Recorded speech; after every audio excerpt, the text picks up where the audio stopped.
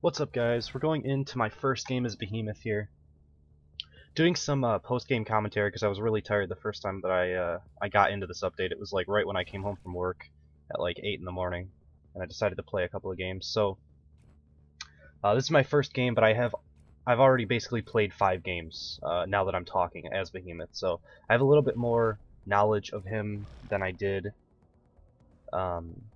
previously when going into it. I believe I went 2 fissure, 1 rock wall, and then I did cooldown reduction. For anybody who didn't see, I think that's what I ran this game. So I don't have any definitive way to play Behemoth yet, right? Like I don't have a set build. I don't have all of my theory crafting done on exactly how I want to play him and stuff. I'll let this go through this video. Melee attacks are effective at close range. Eat to gain armor and evolve. Behemoth can climb almost any surface. Roll to travel faster. This ability recharges over time. Lava bombs cover any area with burning cinders. Tongue grab pulls a target to the monster's location.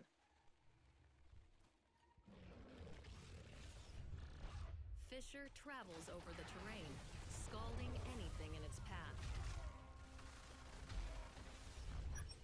Rock wall creates a huge barrier, trapping a target or shielding the monster from damage. Alright, so there you have the video for Behemoth. So like I was saying, I don't have any specific way to play or all my theories down, but I do think this monster is probably the weakest out of the 4 currently. I know that there's a bug, or at least I think there's a bug. I heard, I think it was Chloe on one of her streams during the press build, which was like 2 days before we got to play it, saying that there's a bug where he's taking more damage than he's supposed to be. Basically, his weak spots are not defined to where they're supposed to be or something. I don't know. You're like, if you notice when you're shooting Behemoth, even when he's in the ball, you're getting a lot of 2x markers when I don't think you necessarily should be. So I think there's a few bugs with his sustainability, but I think there's a problem with his being able to run after a dome, and I still need to test this with a couple people who like know what they're doing, like Hijinks, and if I can get a couple of other people for a pre-made would be nice to just test exactly what I'm thinking. But what I have a feeling is going to be a problem for Behemoth is after the first dome, if you can keep Stasis or Val's Trank on him and use Sunny's booster to chase after him with that person, the entire team will be able to catch up by the time that the dome is off cooldown, and he'll never be able to really get an evolve after that first dome or create enough distance. Now, what I've noticed in playing a little bit more, that was my initial thought. What I noticed in playing a little bit more is that you can kind of turn on that person that's getting jetpacked forward and either fissure them or rock wall them or tongue grab them, or just kind of like engage on them and deal damage and force them to kind of back off a little bit if the medic can't keep up with the damage. So that's why I need to test it with a full team, because you need someone that's good on Sunny to boost you. You need someone that's good on either Val or Crow to keep the slow on, and then you need someone on the medic to keep them topped off. So I need to test that a little bit more, but that's my initial theory, where he gets slowed while he's traversaling, and it's really hard to escape. I've had a couple games like that. So you notice there, I went into the cave and I saw all 4 of them were zerging into a different entrance of the cave, so I snuck back around, created a little bit of distance that way. That won't happen against good teams, but because they didn't split up, they got punished for it. Now, the trapper this game is Maggie, because there was a bot trapper when the game started. Whoever it was left the game as it was starting up, so that's good for me because I don't have any slows. So I didn't actually experience this situation till about my second or third game, where I was playing on Orbital Drill, and I took a fight inside of the top building there on Orbital, and then I kind of rolled. My plan was to roll through the middle of the map, create some distance, and evolve. But I never got that distance because I was constantly slowed. And Orbital Drill is one of those maps where it's really open in the center, so I put a rock wall at the entrance of the building when I left to create some distance, but they ended up having to slow on me while I was creating that rock wall. So I didn't create that much distance, and then when I got to the center of the map, it's really easy for them to kind of just juke around my my rock wall. You can see I ran past, they took a little while catching up to me, so I decided to sneak. This against a good team will also never work because Daisy was sniffing the ground. But I decided to try it. I wanted to see how good Behemoth could be at actually just like sitting here and getting them to run past me. So currently they haven't seen me, but I end up just kind of going a little bit early because I really don't want to take a dome in this spot. I don't care if they see me. I just don't want to take a dome there. So what I'm going to do is go back into the caves and take a fight there because Behemoth's really good in enclosed areas. That's like where he shines. All of his abilities are kind of space control oriented. So he's not very good in open areas with a lot of ledges, but he's really good at zoning people out. And I actually think that even going for down penalties at stage 1 might be a mistake on Behemoth. I think you should probably play full-on zone control, which kind of leads me into build paths of what might be best at stage 1. I like Fissure, rank 3 into Fissure at stage 2, because it does so much damage. Rockwall has some buggy issues with it. I've kind of figured out a little bit better on how to use it. You really have to use it on flat ground. You can't use it on top of things. And if it hits a hunter, sometimes that bugs it out as well, which is unfortunate because that's the only way it deals damage. But yeah, Lava Bomb can be used. I think Lava Bomb's going to be map specific because I know Lava Bomb's like really good on Aviary specifically, because going through those tunnels is really good with that. So. But yeah, Rockwall is kind of buggy. It seems to stabilize a little bit more at rank 2, so I usually take rank 2 of it at stage 2 and then I leave it there. Rank 3 adds a little bit more height and obviously more walls and like a cone around you, but I don't think it's worth putting the point in because you hardly ever get damage out of it.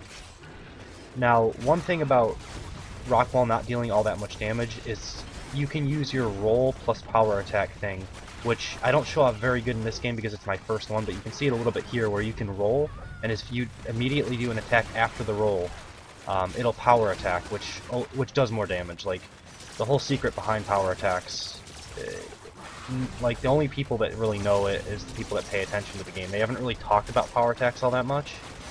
But basically, like, when you're just playing, like, Goliath or Wraith or anything like that, it's about every 4 attacks, you get a power attack, I think. It's like, power, lesser power or something like that. Or you can wait, like, 4 seconds in between your attacks and each one will be a power attack. Or you can use your traversals, and as you come out of a traversal, it's going to be a power attack. So there's a couple different things that you can do to like reset your power attacks and deal more damage that way. And those are some things that can separate like good monster players from the best. So they're kind of still on top of me because of Sunny's jetpack booster.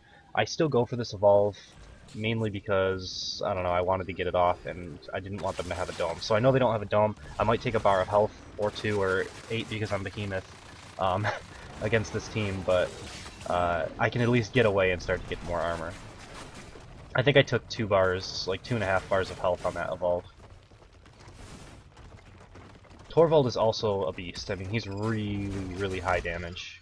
I remember during this game I was just like, oh my god, Torvald, stop hitting me through a lot of this. So about this area actually, because he kept getting boosted and I couldn't get any armor. And you can see just that shotgun takes like half a bar of health. It's crazy. But that's a little bit of a problem with Behemoth himself as well. So just taking more damage from attacks. He's probably getting 2x almost all the time. So I'm not sure if like any of the hunters are specifically OP or if they're just really good against Behemoth now because of how much extra damage he takes. I know like Kraken is pretty good against Torvald based teams because Torvald's shotgun doesn't really deal as much from farther away, and his mortars, it's hard to use them against a flying target. Not to say that you can't do that. Now here I saw that someone was in a Megamouth, so I decided to go back on them and get a strike here. I know that like rank 3 and Fissure will do about half health. So I decided to just go on that and get the down penalty. I don't remember if I fully engage here. I think I do.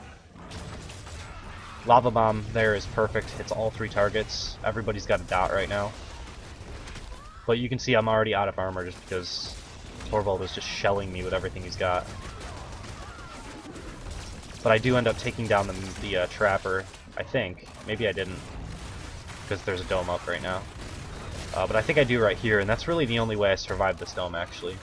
because I took way too much damage. I probably wasn't paying attention to my health because I figured like 2 people were down, so I didn't think I was taking that much damage. But like I said, this is my first game, so I didn't realize how much damage Behemoth was actually taking in these fights. I've gotten a bit better of a handle on it currently. My current record is 3-2, so I think I already have more deaths than like my Kraken and my Wraith combined.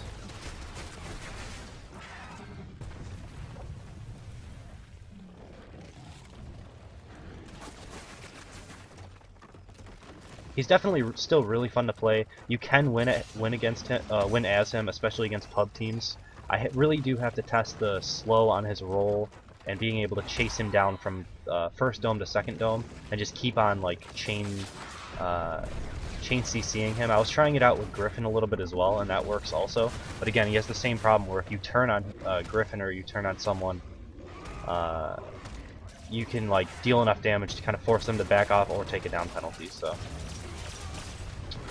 Another note is Lazarus is actually pretty good against Behemoth specifically because Behemoth can't really focus on one person.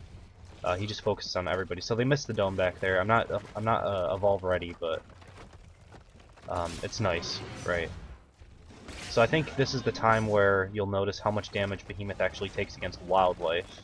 I did not notice this until I went after a Tyrant on Fusion Plant, and I took over a bar of health, but you can see this next hit. The weak spots on Behemoth's chest, wildlife will hit that, aggressive wildlife, so be very careful when you're going after aggressive wildlife. I think I had to leave that that class cooldown for them, unfortunately. I didn't kill it, so they get that, which is unfortunate for me. But it does kind of look grim here, but I do have a lot of strikes on people, and Behemoth can dish out a ton of damage. So it's not really over, but I'm not feeling very confident at this point in time. But I know I have a huge armor pool, and I know they don't have Crow, so they can't just kinetic rifle me to death. But I also know that I have to kill off a lot of people, so I have to basically play the space control game until I get a good fissure or a good lava burst to get them all to like half health. So I get evolve ready, but I know I'm going to have to take one more fight before I can safely evolve, so I'm going to fully armor up and just kind of try to... my idea is to stall at this point throughout a dome, unless someone overextends heavily.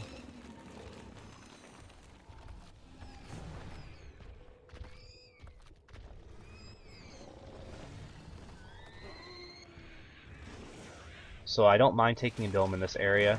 I end up going on Slim because he's overextended by himself, but he does good with the Spore Clouds, and I'm able to stick with him for a little while. I'm even still sticking with him, but then I lose him right here. I think he goes past me to the left, and I thought he went straight down here. So he slid by me a little bit there. They didn't dome me, which is actually good for them if they hold the dome, and they know kind of how I'm playing, where I'm like engaging on them with full armor, trying to wait out the dome or, you know, engage a little bit.